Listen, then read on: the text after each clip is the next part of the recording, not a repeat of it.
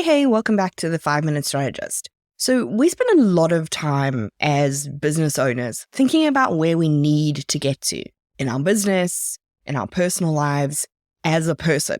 But few people spend much time thinking about the role that they play in their business and where that might need to change and evolve over the next few years.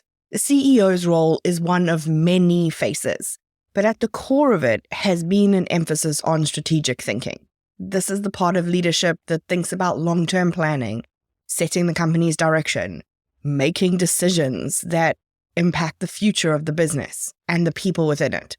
As a strategic thinker, you, the CEO, need to analyze trends, anticipate where the market's going to move, think about what's happening in the economy, think about what's happening politically, all to steer your company towards success. If we think about what that could look like in the future, we're going to have to think about how we show up in the face of vastly different customer behaviors and priorities. We're already seeing changes like that creeping in. And then there's also the global economic and political stage, which at the moment can feel very uncertain and very unstable.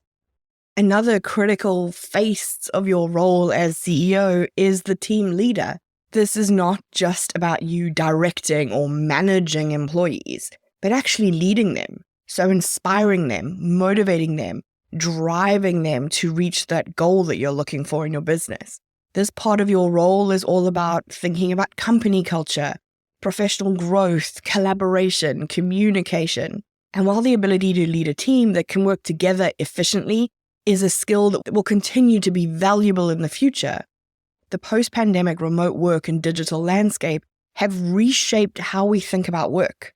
And so we're already challenged with how do we evolve from traditional leadership in this kind of arm's length world. What we're going to see as a result is us needing to evolve into leaders who are more transparent and more flexible. Another way that the leadership role is evolving is having a more empathy-focused stance in leadership. So not simply just do what I say. It's about understanding when people are having a difficult time.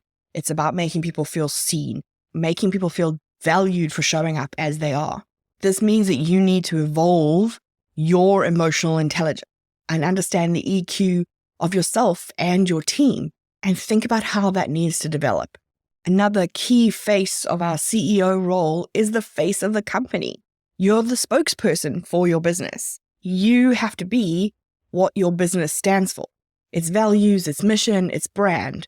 And this means people expect to see you. They expect to see you win, and they expect you to show up when you lose. We're in a world where social media and a 24/7 news cycle has made even the smallest business CEO completely visible. The danger that we face here is how we balance showing up authentically, but also showing up strategically. This means it's less about crying in your car on a video on social media and more about talking about how you strategically overcame that challenge or pivoted around that challenge so that people can see that yes, you're human and you have all these emotions, but that also they can trust you to run the business regardless.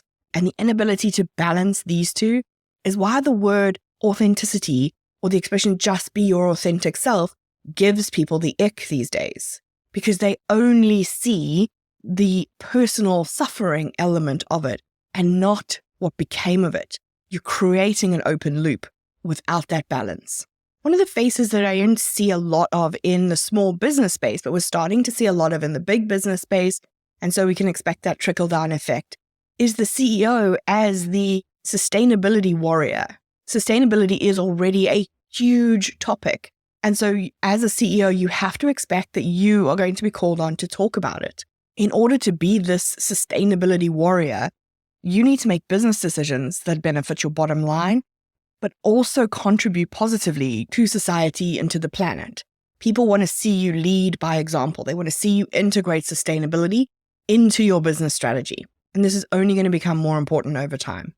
In your role as CEO, you are wearing so many hats, day in and day out. When we think about all of those aspects of the role, along with all of the things that could impact the future of our business, we can see that our ability to be agile and responsive and proactive is going to define how successful we will be.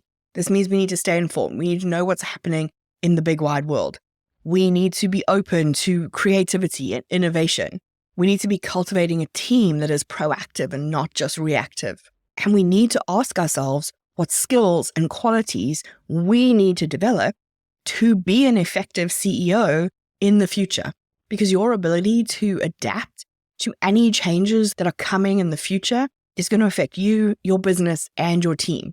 So how do you see your role as CEO evolving over the next 5 to 10 years?